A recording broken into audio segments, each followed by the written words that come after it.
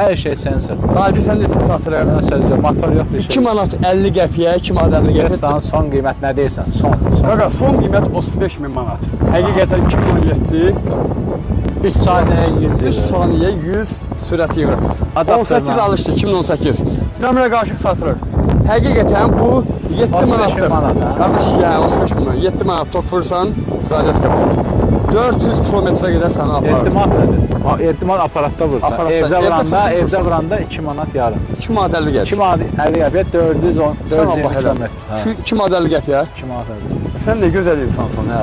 Bu əslində qabaqdan Porsche yoxşuydu, Panamera. 250-yə 410 km. Qəşəng.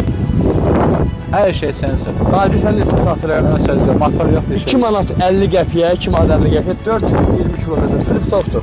Motorxanda heç nə yoxdur. Bax. Bir də zəhmət. Baba motorxana bax. Motor heç nə yoxdur. Sırf